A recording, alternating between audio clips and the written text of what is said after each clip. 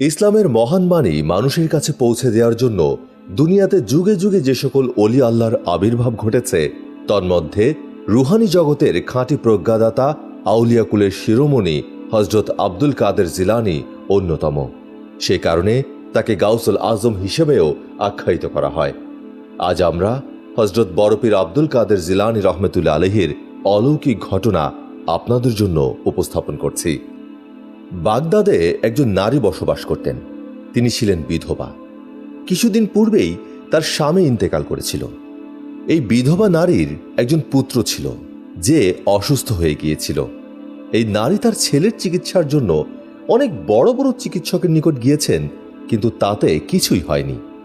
এতে করে তিনি খুব পেরেশান অবস্থার মধ্যে পড়ে যান, কারণ তার ছেলের অবস্থা দিন দিন খারাপ থেকে খারাপ হচ্ছিল। বিধবা নারীর দুনিয়ায় তার এই ছেলেটি ছাড়া আর কেউই ছিল না। এক পর্যায়ে তার প্রতিবেশী তাকে পরামর্শ দিল, তুমি তোমার ছেলেকে নিয়ে বাগদাদ শরীফে হুজুরের কাছে যাও, আশা করি তার দোয়াতে তোমার ছেলে সুস্থ হয়ে যাবে। এই কথা শুনে বিধবা নারী তার ছেলেকে নিয়ে বাগদাদ শরীফের দিকে রওনা দিল। রাস্তার মাঝেই তার ছেলের অবস্থা খুবই খারাপ হয়ে যায় এবং সে বেহুশ হয়ে পড়ে। তখন এক ব্যক্তি সেই বিধবা নারীকে জিজ্ঞেস করল, আপনি কোথায় যাচ্ছেন? জবাবে তিনি বললেন, আমার ছেলে খুবই অসুস্থ, তাকে সুস্থ করতে আমি বাগদাদ শরীফে হুজুরের নিকটে যাচ্ছি, কিন্তু দুর্ভাগ্যবশত আমার ছেলের অবস্থা এরই মধ্যে খারাপ হয়ে গেছে। তখন সেই লোকটি বলল, আপনি কোনো অবস্থাতেই সাহস হারাবেন না, আপনি আপনার ছেলেকে নিয়ে বাগদাদের হুজুরের নিকটে চলে যান, কোনো না কোনো সমাধান হবেই, আর আপনি খুশি মনে আপনার বাড়ি ফিরে আসতে পারবেন। কারণ বাগদাদের হুজুর মহান আল্লাহ তাআলার একজন নেক বান্দা, তার দোয়ার উসিলায় অনেক মানুষই প্রাণ ফিরে পেয়েছে। তারপর সেই বিধবা নারী তার ছেলেকে নিয়ে বাগদাদে পৌঁছায়। বাগদাদে পৌঁছানোর পর সেই বিধবা নারী ছেলেকে নিয়ে হুজুরের দরবারে হাজির হয়। ছেলেকে দেখে হুজুর বললেন, হে মহান আল্লাহর বান্দি, এখন তোমার ছেলের জন্য আর কিছুই করার নেই, কারণ তোমার ছেলেকে মহান আল্লাহ তাআলা তার নিজের মর্জিতে তার কাছে নিয়ে গিয়েছেন। এখন তুমি শুধু আল্লাহর উপর ভরসা করে থাকো এবং এই সিদ্ধান্ত মেনে নাও। কিন্তু এই কথা সেই বিধবা নারী কোনো মতেই মেনে নিতে পারছিলেন না। সে চিৎকার করে কাঁদতে লাগলো। সেই সময় সেখানে খুব সুন্দর একটি বাচ্চা আসে। সে এসে বিধবা নারীকে জিজ্ঞেস করে, তুমি কাঁদছো কেন? সেই সুন্দর বাচ্চাটিকে দেখে বিধবা নারীটি বলতে থাকে, তোমাকে আর কি বলবো, তুমি তো ছোট্ট একটি বাচ্চা। এরপরেও সেই বিধবা নারী তার সামনে উপস্থিত থাকা সেই ছোট্ট বাচ্চাটিকে তার সমস্ত ঘটনা খুলে বলে। সেই নারী বলতে থাকে কিভাবে তার ছেলে অসুস্থ হলো এবং কেন সে তার ছেলেকে নিয়ে এই বাগদাদে এসেছে। কিন্তু এখানে পৌঁছানোর পূর্বে তার ছেলে রাস্তায় জ্ঞান হারিয়েছে এবং এই অসুস্থতায় তার ছেলের মৃত্যু ঘটেছে। এ কথা বলে বিধবা নারীটি আবার কান্না শুরু করে দিল এবং বলতে থাকে, আমি আমার এই ছেলেকে ছাড়া কি নিয়ে বাঁচব? এই কথা শুনে সেই ছোট্ট বাচ্চাটি বলে উঠল, মা, আপনার ছেলে তো মারা যায়নি, সে এখনো জীবিত রয়েছে, দেখুন সে সত্যিই জীবিত। বাচ্চাটির কথা শুনে বিধবা মহিলাটি আবার তার ছেলের দিকে ভালো করে তাকালেন এবং সে তাকিয়ে দেখতে পেল তার ছেলের শ্বাস চলছে এবং তার ছেলে ধীরে ধীরে হাত পা নাড়াচ্ছিল। তখনই সেই বিধবা নারী অবাক হয়ে সুন্দর বাচ্চাটিকে জিজ্ঞেস করল, আমার মৃত পুত্র কিভাবে জীবিত হলো? কারণ সে তো আমার সামনে প্রাণ ত্যাগ করেছিল, এটা কিভাবে সম্ভব? নাকি আমার পুত্র শুধুমাত্র অসুখের কারণে বেহুশ অবস্থায় ছিল তখন? সুন্দর বাচ্চাটি জবাব দিল, মহান আল্লাহর হুকুমে আপনার পুত্র আবার জীবিত হয়েছে। আপনার ছেলে অসুখের কারণে বেহুশ হয়নি, বরং সে এই দুনিয়া থেকে বিদায় নিয়েছিল। আপনার কষ্ট আমার আর সহ্য হয়নি, তাই আমি আল্লাহর কাছে দোয়া করেছি, বলেছি, আল্লাহ, আপনি এই দুঃখিনী মায়ের কষ্টকে লাঘব করে দিন এবং আপনি তার কলিজাকে ঠান্ডা করে দিন। এই বিধবা নারী তার পুত্রের মৃত্যুকে কোনোভাবেই মানতে পারছেন না আপনি তাকে খুশি করে দিন। আপনি সব কিছু করতে পারেন, আপনার জন্য কোনো কিছুই অসম্ভব নয়। আপনি চাইলে সব হতে পারে। দোয়ার উসিলায় মানুষের তাকদীর পর্যন্ত বদলে যায়। আর আপনি তো সকল ক্ষমতার মালিক, আপনি চাইলে তার সমস্ত শক্তি ফিরিয়ে দিতে পারবেন। আপনি এই ছেলেকে পুনরায় হায়াত দিন। আমি এভাবেই মহান আল্লাহর কাছে দোয়া করেছি এবং মহান আল্লাহ তাআলা আমার দোয়া কবুল করেছেন। এখন আপনার পুত্র আপনার নিকট সহি সালামত অবস্থায় রয়েছে। তখন সেই বিধবা নারী সেই বাচ্চাটিকে জিজ্ঞেস করলেন, আমি সবই মানছি, কিন্তু তুমি কে?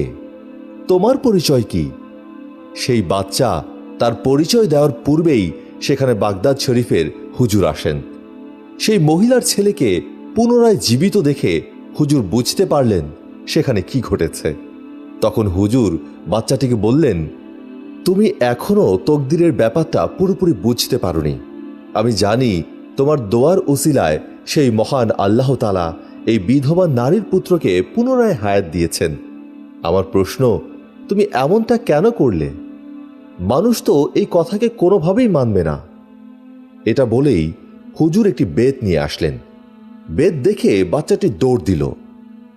হুজুরও ওই বাচ্চার পেছনে দৌড়াতে শুরু করলেন। আসলে বেত দিয়ে প্রহার করার উদ্দেশ্য ওই হুজুরের ছিল না। তিনি শুধুমাত্র ভয় দেখানোর জন্যই এমনটা করেছিলেন। এমন অবস্থায় বাচ্চাটি হুজুরের ভয়ে প্রাণপণে ছুটছিল। তখন সামনে একটি কবরস্থান ছিল, যেখানে অসংখ্য কবর ছিল। আর সেই বাচ্চাটি কবরস্থানের পাশ দিয়ে ছুটতে ছুটতে বলতে থাকে, হে কবরবাসী, এই হুজুরের হাত থেকে আমাকে বাঁচাও। আর সেখানেই ঘটে একটি অদ্ভুত ঘটনা। ছোট্ট বাচ্চার কথায় কবরস্থানের সমস্ত কবর থেকে মুর্দারা উঠে আসতে শুরু করলো এবং তারা সেই ছোট্ট শিশুটির সামনে ঢালের মতো দাঁড়িয়ে গেল। অর্থাৎ এক পাশে হুজুর এবং অন্য পাশে কম বয়সী ছেলেটি এবং তাদের মাঝে কবর থেকে উঠে আসা সেই সব মুর্দারা। এই দৃশ্য দেখে হুজুর সেই বাচ্চাটিকে বললেন, আমি জানি তুমি আসলে কে। আমি তোমার ক্ষমতার সাথে পেরে উঠব না। আমি শুধু বলেছিলাম তুমি এত ছোট বয়সে তোমার ক্ষমতা দেখিও না, কারণ লোকেরা তোমার এই সমস্ত বিষয় বিশ্বাস করবে না এবং পরবর্তীতে তোমার উপরে আঙুল তুলে কথা বলবে, তোমাকে দোষারোপ করবে। তখনই বাচ্চাটি বলে উঠল, হুজুর, আমি তো ইচ্ছে করে করিনি। সেই মাটি কিভাবে কান্না করছিল, আর সেই মাকে কান্নার অবস্থায় দেখে আমি সহ্য করতে পারিনি। এই মা কিভাবে তার সন্তানের মৃত্যু সহ্য করবে? সে কিভাবে একা একা তার সন্তানকে দাফন করবে? এই মা কিভাবে তার সন্তানকে ছাড়া থাকবে? এই কথাগুলো আমার একদমই সহ্য হচ্ছিল না। আমি আল্লাহর কাছে দোয়া করেছি আর বলেছি, মহান আল্লাহ তাআলা এই ছেলেটির তকদিরে যদি শেফা লেখা থাকে তাহলে তাকে শেফা দিয়ে দিন, আর যদি মৃত থেকে জীবিত করা সম্ভব হয় তবে আপনি আমার দোয়া কবুল করে নিন, তাকে হায়াত দিন। কারণ আপনার দরবারে সমস্ত অসম্ভব জিনিস সম্ভব করা যায়। বান্দারা তো অক্ষম, কিন্তু আপনি তো সবই পারেন। মহান আল্লাহ তাআলা আমার দোয়া কবুল করেছেন। এই ছেলেটি পুনরায় জীবিত হয়ে গিয়েছে। এখন আপনি বলুন, আমি এখানে কি ভুল করেছি? প্রিয় শ্রোতা, এই হুজুরটি ছিল এই বাচ্চাটির নানা, এবং এই বাচ্চাটিই ছিলেন ইমামুল আউলিয়া গাউসুল আজম বরপীর আব্দুল কাদের জিলানী রহমতুল্লাহ আলাইহে। হযরত বরপীর আব্দুল কাদের জিলানী রহমতুল্লাহ আলাইহের উপস্থিতি ছিল প্রত্যেকের জন্য রহমত স্বরূপ। তার এই কথা এবং মানব সম্প্রদায় উভয়ই মেনে চলত। তার বয়ান প্রত্যেকে অত্যন্ত মনোযোগের সাথে শুনত, যার কারণস্বরূপ সকলেই বরকত প্রাপ্ত হতো। তার ঈমান এতই উঁচু ছিল যে তার কথা শুধু মানুষ নয়, বরং জিনেরাও মেনে চলত। একটি সাপ তাকে প্রতিদিন অনুসরণ করত এবং তার কথা দূর থেকে বসে শুনত।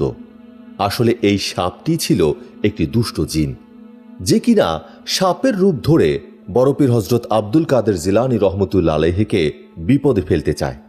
কিন্তু অনেক দিন ধরে পরিকল্পনা করার পরেও সে বড় কোনো ক্ষতি করতে পারছিল না। তার সাহস হতো না বড় পীরের উপর হামলা করবার। সাপরূপী দুষ্ট জিনটি যখনই আসত তখনই সে দেখত সেখানে অনেক মানুষের সমাগম রয়েছে। তাদের মধ্যে কেউ কেউ বড় পীরের কথা শুনে কান্নাকাটি করত, কিন্তু সাপটির দৃঢ় সংকল্প ছিল সে বড় পীরকে তার নেক আমল থেকে যে করেই হোক সরিয়ে ফেলবে এবং বড় পীর আব্দুল কাদের জিলানীকে গোমরাহে পতিত করবে। সেই পরিকল্পনা মাফিক দুষ্ট জিনটি সাপের রূপ ধরে বড় পীরের দরবারে এসে চুপচাপ বসে থাকত, যাতে বড় পীর আব্দুল কাদের জিলানীকে তার ঈমানের পথ থেকে সরিয়ে দেয়া যায়। সাপরূপী জিনটি সব সময় বড় পীরের আশেপাশে অবস্থান করত, কিন্তু অনেক চেষ্টার পরেও সে কোনোভাবেই সফল হতে পারছিল না। অতঃপর একদিন সাপরূপী জিনটি শয়তানের সাহায্য চাইতে গেল এবং সে শয়তানকে বলল, আমি আল্লাহর ওলি বড় পীর আব্দুল কাদের জিলানীকে পাপের মধ্যে ডুবিয়ে দিতে চাই। লোকেরা তার জন্য দিয়ানা হয়ে আছে, তার বয়ান শোনার জন্য পাগল হয়ে থাকে, তাকে খুবই সম্মান করে। এই ব্যাপারগুলি আমার একদমই ভালো লাগে না। হে শয়তান, তুমি আমাকে শক্তি দাও যাতে আমি তার পথের কাঁটা হয়ে দাঁড়াতে পারি, আর সে যেন কাউকে ঈমানের পথে আনতে না পারে, কালেমা না পড়াতে পারে। এভাবেই সে একদিন শয়তানের কাছ থেকে শক্তি নেয়। গাউসুল আজম একদিন তার মাদ্রাসার ছাত্রদেরকে তালিম দিচ্ছিলেন। সেখানে অনেক বড় বড় আলেমদের উপস্থিতি ছিল। এখানে সবাই অনেক মনোযোগ দিয়ে আদবের সঙ্গে তার বয়ান শুনছিল। তিনি এমনভাবে বয়ান করছিলেন যে কারোর হুঁশ ছিল না। আচমকা একটি সাপ সেই দালানের ছাদ থেকে তাদের মাঝে এসে পড়ে। সকলের মাঝে মুহূর্তেই আতঙ্ক ছড়িয়ে পড়ে। আকার আয়তনে এই সাপটি ছিল অনেক বড়। সাপটি বড় পীর আব্দুল কাদের জিলানীর ওপর হামলা করে। লোকেরা ভয়ে সেখান থেকে পালাতে থাকে, কিন্তু কিছু কিছু মানুষ যারা বড় পীরকে ভালোবাসত তারা বড় পীরের চিন্তায় পেরেশান হয়ে ওঠে। কিন্তু বড় পীর আব্দুল কাদের জিলানী তার জায়গা থেকে একটুও নড়লেন না।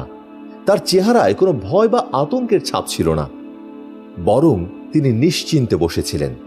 তিনি কখনোই তার বয়ান থামাননি। সাপটি ধীরে ধীরে তার পায়ের উপরে উঠে বসে এবং তার শরীর মোবারক পেঁচিয়ে ধরে, কিন্তু এতে বড় পীর বিন্দুমাত্র বিচলিত হলেন না এবং তিনি তার বয়ানও থামালেন না, যেন তার মাঝে এই সাপটি নিয়ে কোনো চিন্তাই নেই।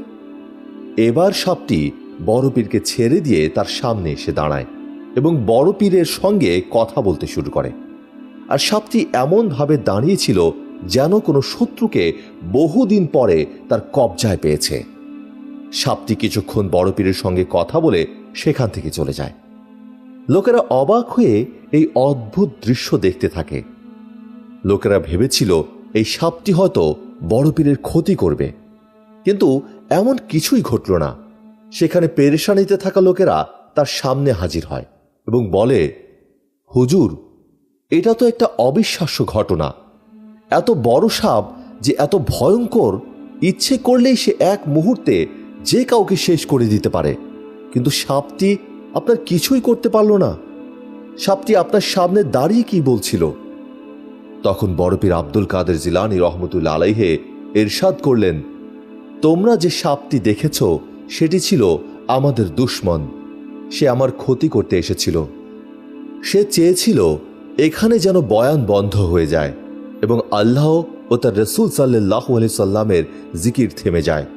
সে বহুদিন ধরেই আমার ক্ষতি করার চেষ্টা করছিল, কিন্তু আজ যখন সে সাহস করে আমাকে পেঁচিয়ে ধরে, তার মনে হতে থাকে তার সমস্ত শক্তি শেষ হয়ে গিয়েছে।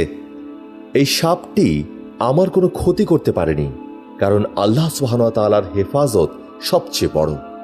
সাপটি তখন আমার সামনে এসে বলে, হে গাউসুল আজম, আমি বহু আল্লাহওয়ালা ব্যক্তি দেখেছি যাদের কেউ নামাজ ছাড়ত না, যাদের অন্তর থেকে কখনোই আল্লাহ তাআলার জিকির থামত না। আমি তাদেরকেও ঈমানের পথ থেকে সরিয়ে দিয়েছি, কিন্তু একমাত্র আপনার সঙ্গে আমি হেরে গেলাম। আমি তখন সাপটিকে বলি, জীবন এবং মৃত্যুর মালিক একমাত্র আল্লাহ সুবহানাহু ওয়া তাআলা, আর তুই তো একটি সামান্য সাপ, তোরও মৃত্যু আসবে। আল্লাহ তাআলার রহমতে তুই আমার কোনো ক্ষতি করতে পারবি না। সবচেয়ে বড় হেফাজতের মালিক তো আল্লাহ তাআলা। এই কথা শুনে সাপটি সেখান থেকে চলে যায়। বড় পীর আব্দুল কাদের জিলানী পুনরায় তার বয়ান শুরু করেন এবং মানুষের ভয়কেও খতম করে দেন। এরপরেও সাপটি তার জেদের ওপর অটল ছিল, কারণ শয়তান তার বন্ধু। সে মনে মনে ভাবতে থাকে, এই পীর এতগুলো লোকের সামনে বয়ান করছিল আর আমি তার কিছুই করতে পারলাম না। কিন্তু পরের বার আমি ভয় পেয়ে আর ফেরত আসব না। আমি এই পীরকে তার ঈমান থেকে সরিয়ে ছাড়বই। আসলে সাপরূপী জিনটি জানতো না ইনি কোনো সাধারণ পীর নন। ইনি হলেন পীরদের পীর, পীরানে দস্তগীর বড় পীর আব্দুল কাদের জিলানী রহমতুল্লাহ আলাইহে। সাপটি অপেক্ষা করতে থাকে কোনো একদিন পীরকে একা পেলে ক্ষতি করবে এবং ইসলাম থেকে সরিয়ে আনবে। একদিন এই সাপটি তার সুযোগ পেয়ে যায়। বড় পীর আব্দুল কাদের জিলানী একটি মসজিদে নামাজ আদায় করছিলেন এবং আল্লাহ তাআলার দরবারে একের পর এক সেজদা করে যাচ্ছিলেন। এমন সময় সাপরূপী ওই পাপিষ্ঠ জিনটি আবার হাজির হয়। ঠিক বড় পীরের নামাজের সেজদার জায়গায় মুখ খুলে বসে থাকে। তখন সাপটি খুব অহংকারের সাথে চিন্তা করছিল, এই পীর এখন কি করবে? যদি কোনো সাধারণ মানুষ হতো তবে সে নামাজ ছেড়ে পালিয়ে যেত, কিন্তু আমাদের বড় পীর আব্দুল কাদের জিলানী একমাত্র আল্লাহ তাআলা ব্যতীত আর কাউকেই ভয় পেতেন না। তিনি দাঁড়িয়ে সূরা পাঠ করে যাচ্ছিলেন। তার চেহারা মোবারকে কোনো ভয়ের ছাপ ছিল না। যখন তিনি সেজদায় যেতে লাগলেন, তখন সেজদার জায়গা থেকে সাপটিকে এমনভাবে সরিয়ে দিলেন যেন তা কোনো ক্ষতিকর প্রাণী নয়, বরং একটি সাধারণ পোকা, যার কোনো বড় ক্ষতি করার শক্তি নেই। কিন্তু সাপটি পিছু হটল না। সে বড় পীরের ঘাড় জড়িয়ে ধরল। কিন্তু এবারেও বড় পীর নির্বিঘ্ন মনে নামাজ পড়তে লাগলেন। এরপর সাপটি বড় পীরের কুর্তির ভেতরে ঢুকে যায়। সেটা এক পাশ দিয়ে ঢুকে অন্য পাশ দিয়ে বেরিয়ে আসে। সাপটি সর্বাত্মক চেষ্টা করতে থাকে বড় পীরের নামাজ নষ্ট করতে। কোনো না কোনো সময় তো তার নামাজের মনোযোগ নষ্ট হবেই, তার নামাজ ছুটেই যাবে। কিন্তু বড় পীর আব্দুল কাদের জিলানীর নামাজ তো নষ্ট হলোই না, বরং তিনি সম্পূর্ণ নামাজ আদায় করে সালাম ফিরিয়ে তবেই উঠলেন। বড় পীরের সালাম ফেরানোর পর সাপটি কিছু না বলে সেখান থেকে গায়েব হয়ে যায়। পরের দিন বড় পীর আব্দুল কাদের জিলানী সেই মসজিদে আবার নামাজ আদায় করতে আসেন। যখন তিনি মসজিদে প্রবেশ করেন, তখন সেখানে তিনি অনেক বড় বড় চোখের একজনকে দেখতে পান। সে মসজিদের মাঝখানে অনেক অসহায়ভাবে দাঁড়িয়েছিল এবং খুব অসহায় দৃষ্টিতে বড় পীর আব্দুল কাদের জিলানী রহমতুল্লাহ আলাইহিকে দেখছিল। বড় পীরের অনেক মুরিদ ছিল যারা ছিল জিন। বড় পীর একে এক নজরে দেখে বুঝে নেন এটি আর কেউ নয়, বরং একজন জিন। সে অনেক দুর্বল অবস্থায় বড় পীরের সামনে আসে এবং হাত জোর করে মাফ চাইতে থাকে এবং বিলাপ করে কাঁদতে থাকে। পরে কান্না থামিয়ে সে জিন বলে, আমি তো জাহান্নামী জিন, আপনাকে প্রতিটি সময় বিরক্ত করে গিয়েছি। আমি তো কয়েক মাস ধরে এই ধারণা নিয়ে বসে থাকতাম যে আমি আপনাকে আপনার কাজ থেকে সরিয়ে ফেলতে পারবো আর মানুষের চোখে আপনার সম্মানকে শেষ করতে পারবো। আমি সেই আশায় আপনাকে আপনার রাস্তা থেকে সরিয়ে দিতে চেয়েছিলাম। আমি এমন অনেক আল্লাহওয়ালাকে আল্লাহর রাস্তা থেকে সরিয়ে দিয়েছি, কিন্তু আপনার মতো এমন কাউকে পাইনি। একমাত্র আপনাকে আল্লাহ তাআলার রাস্তা থেকে সরাতে আমি ব্যর্থ হয়েছি। না আমি আপনার বয়ানকে থামাতে পেরেছি, না আমি আপনাকে নামাজ থেকে সরাতে পেরেছি। শয়তানের কাছ থেকে শক্তি নিয়েও আমি আপনার এবং আল্লাহর মহব্বতকে শেষ করতে পারিনি। তখন বড় পীর আব্দুল কাদের জিলানী বললেন, লোকদের বাহবা পেতে আমি কোনো কাজ করি না। আমি শুধুমাত্র কাজ করি মানুষকে আল্লাহর পথে নিয়ে আসার জন্য, আল্লাহর ইবাদতের প্রতি আকৃষ্ট করার জন্য। আর এ কারণেই জিনেরাও আমার উপরে বিশ্বাস রাখে। তখন সেই জিন বলে, ওস্তাদ, আপনি আমার জন্য দোয়া করবেন, আমিও মুসলিম হতে চাই। আর এরপরে এই জিন বড় পীরের হাতে মুসলমান হয়ে যায়। সুবহানাল্লাহ। অতঃপর বড় পীর আব্দুল কাদের জিলানী রাদিয়াল্লাহু তাআলা আনহু বলেন, এটা সেই সময়ের কাহিনী যখন আমি আমার ঘর ছেড়ে বাগদাদে এসেছিলাম। আমার মা আমাকে যে দিরহাম দিয়েছিলেন সেগুলো শেষ হয়ে গিয়েছিল, যার কারণে আমাকে অনেক অসুবিধার সম্মুখীন হতে হয়েছিল। তখন আমার কাছে খাবার কেনার মতো কোনো অর্থ অবশিষ্ট ছিল না। তখন এমন পরিস্থিতির মধ্যে পড়েছিলাম যে কে আমাকে সাহায্য করবে? রিজিক তো শুধুমাত্র আল্লাহ তাআলার তরফ থেকে আসে। আমার লজ্জা লাগছিল এই ভেবে যে আমি কার কাছে সাহায্য চাইব বা কাকেই বলবো আমি ক্ষুধার্ত। আমি যেখানে ছিলাম সেখানে আমার খুব কাছে একটি জঙ্গল ছিল। যদি সেই জঙ্গল থেকে কোনো ফল সংগ্রহ করতে পারি তবে তা হবে আল্লাহ তাআলার নিয়ামত। তবুও কোনো মানুষের সামনে মাথা নত করা, এটি আমি কিছুতেই মেনে নিতে পারছিলাম না। আমি তো ঋণের পক্ষে কখনোই ছিলাম না, কিন্তু কি করব, অনেক খুঁজেও তো সেই জঙ্গলে কোনো ফল পেলাম না। তখন অবস্থা এমন দাঁড়ালো, ক্ষুধায় হয়তো আমার দমটাই শেষ হয়ে যাবে। একে তো আমার প্রচণ্ড ক্ষুধা, তার উপর এই জায়গায় কিছুই মিলছিল না। তখন আমি আল্লাহ তাআলার কাছে দোয়া করি, হে আল্লাহ, আপনি আমার একটি ব্যবস্থা করে দিন। তখন আমি নদীর ধারে গেলাম এই আশায় সেখানে হয়তো কোনো খাবার পাবো। তারপরে দেখি সেখানে আমার আগে অনেক দরবেশ এসে বসে রয়েছে। যদি আমি সেখানে কিছু পেয়েও যাই তবে সেটার ওপর সকলে ঝাঁপিয়ে পড়বে। আমি পুনরায় শহরে ফিরে আসি এবং খাবারের সন্ধান করতে থাকি, কিন্তু শহরেও আমি কিছু পেলাম না। তখন আমি একেবারে নিরুপায় হয়ে মসজিদের এক কোণায় বসে পড়ি এবং আল্লাহ তাআলার জিকির করতে শুরু করি। প্রচণ্ড ক্ষুধা ও তৃষ্ণায় চোখে অন্ধকার দেখতে শুরু করলাম। আমি এতটাই দুর্বল হয়ে গিয়েছিলাম যে আমি দাঁড়াতেই পারছিলাম না। ঠিক তখনই গায়েবী আওয়াজ আসে, আব্দুল কাদের, ক্ষুধা এখন তোমার সহ্য ক্ষমতার বাইরে চলে গেছে। যাও, তুমি কারো কাছ থেকে ধার করো, নিজের জন্য রুটির ব্যবস্থা করো। কিন্তু এই কথা তিনি কিছুতেই বুঝতে পারছিলেন না যে তিনি কার কাছ থেকে ধার করবেন। কিন্তু কোনো উপায় না দেখে বড়পীর পুনরায় শহরের দিকে পা বাড়ালেন। দোকান তো অনেক ছিল, কিন্তু বড়পীরের চোখে একটি দোকান পড়ল, যেখানে দোকানদার গরম গরম তন্দুরি রুটি বানাচ্ছে।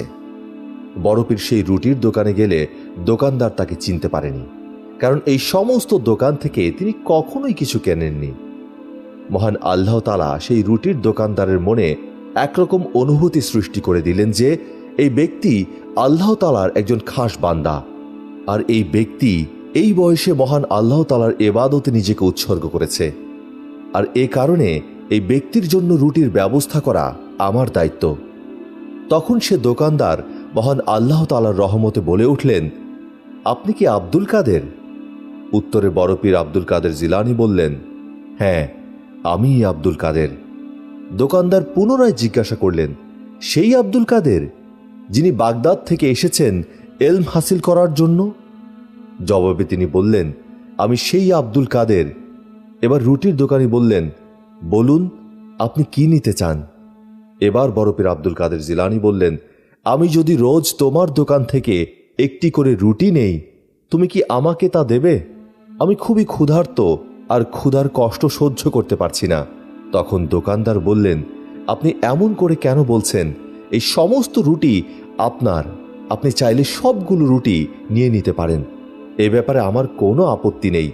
কিন্তু বড়পীর আব্দুল কাদের জিলানী রাদিয়াল্লাহু তাআলা আনহু বললেন, আমার সমস্ত রুটির দরকার নেই, তুমি রোজ আমাকে একটি করে রুটি দিও, আর এর বদলে যখনই আমার কাছে পয়সা হবে আমি তোমার ধার শোধ করে দেব, কারণ আমি আমার মাথার উপরে কোনো রকম ঋণের বোঝা রাখতে চাই না। তখন দোকানি জবাব দিলেন, জনাব, আমার এসব কিছু যায় আসে না। আমি যখন একবার বলেছি এই সমস্ত রুটি আপনার, তার অর্থ এই সমস্ত রুটি সত্যি আপনার। এবার বড়পীর আব্দুল কাদের জিলানী বললেন, আমার শুধু একটি রুটি হলেই হবে, যাতে আমার পেট ভরে যায় এবং আমি পুনরায় আমার তালিম শুরু করতে পারি।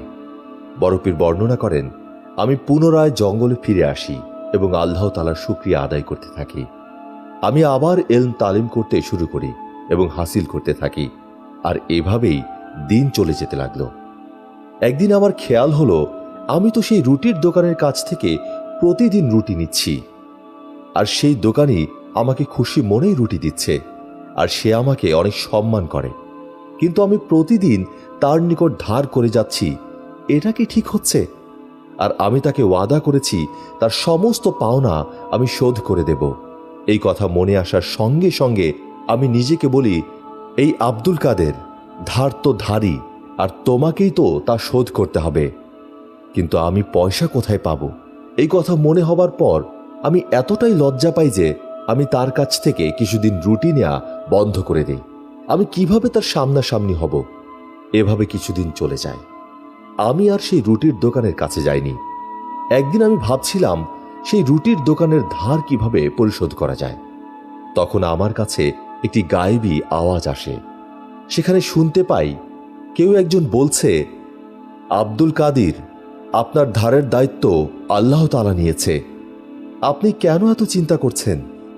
তারপরও আমার মাথায় শুধুমাত্র একটি কথাই ঘুরছিল, ধার করে আমি রুটি খাবো না, আর আমি ওখানে আর যাব না। আমি ঠিক করে নিয়েছিলাম এই রুটি দোকানদারের কাছে আমি কখনোই যাব না যতক্ষণ না পর্যন্ত আমার কাছে অর্থ আসে, আর তার কাছ থেকে আমি আর রুটিও নেব না। এবার আবার গায়েবী আওয়াজ আসে এবং শুনতে পাই, আব্দুল কাদের, ঋণ আপনাকে শোধ করতেই হবে, আর মহান আল্লাহ তাআলা আপনাকে অনেক ভালোবাসেন। আপনি ধার নিয়ে চিন্তা করবেন না, এই ধারের দায়িত্ব আল্লাহ তাআলা নিয়েছেন, যিনি এই সমস্ত দুনিয়ার মালিক।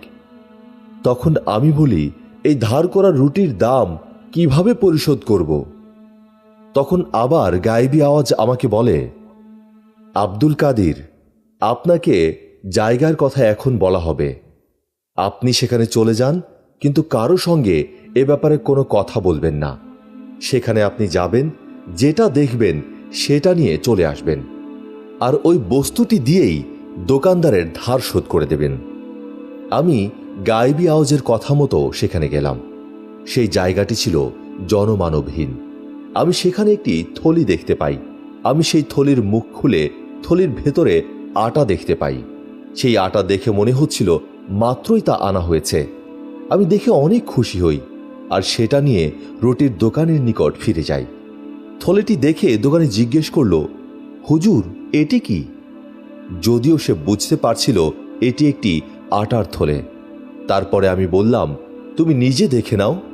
কিন্তু যখনই সেই দোকানি থলে খোলে, সে চিৎকার করে ওঠে। সে চিৎকার করে বলে ওঠে, এটি তো আটার থলে নয়। তখন আব্দুল কাদের জিজ্ঞাসা করল, কেন, তুমি কি দেখতে পেয়েছ? তখন দোকানি বলল, এর ভেতরে তো স্বর্ণ রয়েছে। আপনি তো আমার কাছ থেকে খুব বেশি রুটি নেননি, তা তো অর্থ দিয়ে পরিশোধ করে দিলেই হতো। আপনি কেন আমাকে স্বর্ণের থলে দিলেন? তখন আব্দুল কাদের জিলানী রাদিয়াল্লাহু তাআলা আনহু বললেন, তোমার রিজিকের দায়িত্ব নিয়েছেন স্বয়ং আল্লাহ তাআলা। তিনি নিজেই খুশি হয়ে তোমাকে এই থলেটি দিয়েছেন। আল্লাহ পাক এই মহান ওলির জীবন ও কর্ম থেকে শিক্ষা নিয়ে সঠিক পথে আমাদের চলার তৌফিক দান করুন। আমিন।